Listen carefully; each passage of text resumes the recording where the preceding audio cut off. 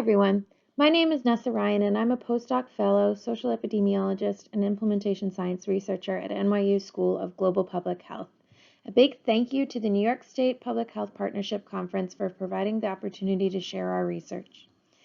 So I've been working with a group of students and faculty on a scoping review of interventions that address structural racism and maternal health outcomes in the U.S. And in this presentation, you'll be hearing from various team members. So we were interested to know what interventions were out there and what were some of the successes and challenges for their implementation. We have no conflicts of interest to report. In the United States, approximately 700 women die annually from complications related to pregnancy, delivery, or in the first postpartum year. It is estimated that 60% of these deaths are preventable. Women of color are disproportionately affected, with Black and Indigenous women of color being 2 to 3 times more likely to die during pregnancy, delivery, or postpartum period than white women. These high numbers are comparable to maternal mortality rates in LMICs, which is astonishing as those countries have far fewer healthcare resources than the United States. One of the big contributors to this disparity for women of color is chronic exposure to racism throughout the life course. Women of color are exposed to various manifestations of racism, which leads to weathering or the physiological consequences of constant stress. The hormones and neurotransmitters released during this kind of stress physically ages women, making them more susceptible to comorbidities that increase risk of maternal complications. These include NCDs like hypertension, heart disease, diabetes, and other chronic conditions that are persistent in Black communities. Another big contributor to this disparity is that women of color may find it more challenging to access proper and competent quality of maternal care due to racism. Next, we will review the various manifestations of racism. Racism is present at various levels. Individual racism refers to the beliefs, attitudes, and actions of individuals that support or perpetuate racism in conscious and unconscious ways. This is the type of racism we typically hear about, which focuses on overt individual events of racism, but fails to recognize systemic racism. Interpersonal racism occurs between individuals. These are public expressions of racism, often involving slurs, biases, or hateful words or actions. Individual or interpersonal racism can often occur prior to or while receiving maternal health care services. Institutional racism occurs in an organization. These take form as discriminatory treatments, unfair policies, or biased practices based on race that result in inequitable outcomes for whites over people of color and extend considerably beyond prejudice. These institutional policies often never mention any racial group, but the intent is to create advantages. For example, a woman of color experiences implicit bias when she is delivering in a facility where providers falsely perceive that women of color have a higher pain tolerance and thus prescribes less pain medication. This results in a lower quality of care. Structural racism is the central system of racial bias across institutions and society. These systems perpetuate white privilege, resulting in disadvantages to people of color. Structural racism describes mutually enforcing forms of discrimination, such as neighborhood deprivation, economic inequalities, educational disparities, and differential access to health care. These factors include the social determinants of health, defined as the conditions in which people are born, grow, work, live, and age. For example, a woman living in a dense housing environment with poor air and water quality who uses unreliable public transit and experiences challenges in accessing healthcare will be at increased risk of maternal health consequences. Women with a daily life that is characterized by racial discrimination, housing instability, food insecurity, and inflexible work schedules indeed may have a far more difficult time adhering to complex medical regimens without additional complementary supports. For many women of color, lack of access to health care goes far beyond limitations in access to a physical health facility. Centuries of racism, mistreatment, and neglect by medical professionals has led to a distrust of the medical system and the formation of invisible barriers to quality care. Figure 1 shows the overt and observable aspects of racism and the covert and structural racism, which makes up a greater portion of impact but is more difficult to observe. Figure 2, racism as a fundamental cause of health inequalities. Racial inequalities in health endure primarily because racism is a fundamental cause of racial differences in socioeconomic status and because socioeconomic status is a fundamental cause of health inequalities. Independent of socioeconomic status, racism has a fundamental association with health, largely via inequalities in power, prestige, freedom, neighborhood context, and healthcare. Though there have been efforts to reduce maternal mortality, which have given rise to some improvements in maternal health, this change has not occurred at the population level. Maternal health disparities related to racism continue to persist in the United States. Due to this fact, we undertook this review. The struggle for maternal health and motherhood includes daily resistance against anti-racism, anti-indigeneity, sexism, classism, and other forms of intersectional violence. Professional tennis player Serena Williams' recent maternal health crisis demonstrated that Black women's reproductive health can be jeopardized, suspect, dismissed, and at risk of demise even for the very talented, wealthy, and well-known. Through this presentation, we aim to assess interventions and implementation strategies that address either maternal health risk factors related to structural racism in the US or discrimination in healthcare during pregnancy, at delivery, and up to a year postpartum among women of color in the US. The purpose of a scoping review is to provide an overview of the available research evidence before a hypothesis is concluded pertaining to a particular research question.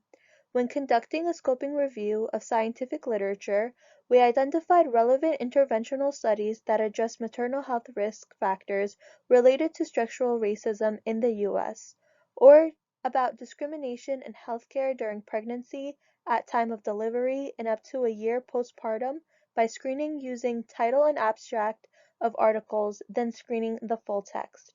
From the articles meeting all inclusion criteria, we then extracted pertinent data and furthermore identified what seemed to be working and what were the challenges. PRISMA guidelines were used when reporting findings from the scoping review. With our initial search strategy, 3,287 studies were screened for relevance. Of the 3,287 studies screened, 38 studies were further assessed for eligibility. Of the 38 studies, 12 studies were excluded due to not being interventional or implementational. Due to not addressing maternal health risk factors related to structural racism, or they did not address structural racism in maternal health care, or because of the population study was not women of color between the ages of 15 and 49 in the United States. With that, 26 studies were left for data extraction. We noted that there were 3 causal pathways for maternal health disparities for women of color and mapped interventions onto this framing. During our review, we found interventions that address socioeconomic disadvantages, which are the interventions that aim to address the social determinants of health and the underlying inequities associated with structural racism. Interventions to address maternal risks include access to prenatal care to help identify those at increased risk to comorbidities like non-communicable diseases. Increasing access is necessary but not sufficient if that care is low of quality, so it is crucial to have interventions to address quality of care that aim to improve quality of care across all facilities, particularly those serving predominantly minority communities. Here we highlight the different interventions organized by its pathways along with the successes that the intervention brings. One example of an intervention that addresses socioeconomic disadvantages is the utilization of a community health worker model for home visits, targeting pregnant women living in the U.S.-Mexico border. These women are identified as predominantly of lower socioeconomic status. Feedback from participants mentioned that a home visitor connected them to affordable prenatal care, reduced isolation, helped develop self-advocacy skills, and discussed the pursuit of educational career goals. How these STAR programs were able to extend their support beyond these women's healthcare needs. These include addressing other social and economic issues they may face, which will attend to the underlying inequalities associated with structural racism. Interventions that focus on maternal risk factors include lay health advisors for a perinatal tobacco cessation program consisting of female community residents of African and Hispanic descent. Services include assessment of health and social services needed and referral to appropriate care and services.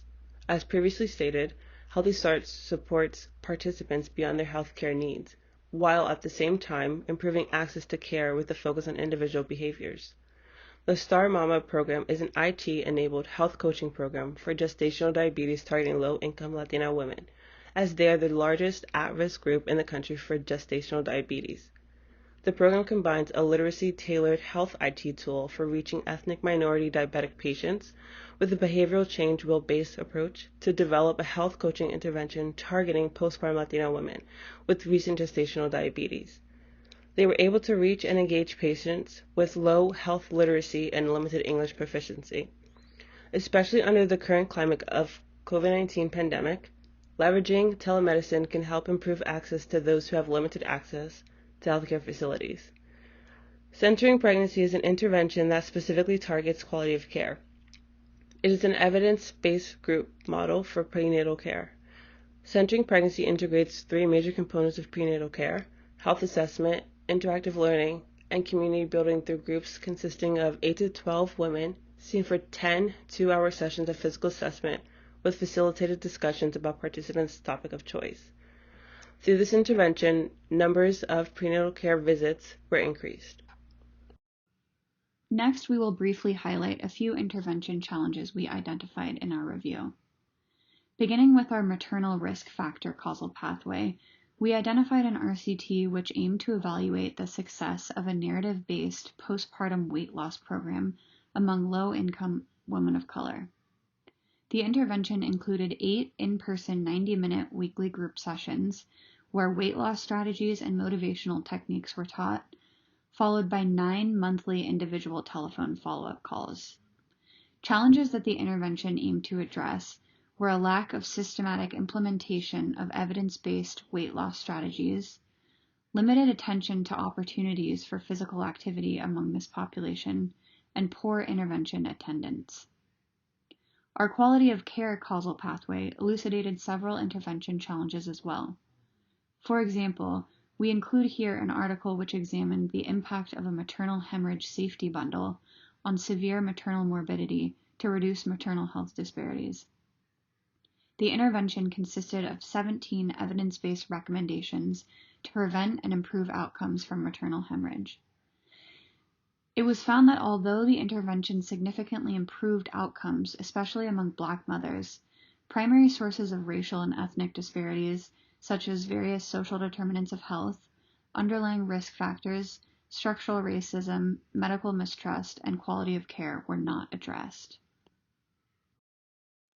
So we indeed found various examples within the literature reporting on implementation of programs and policies that could intervene at various points along the pathway between structural racism and maternal health.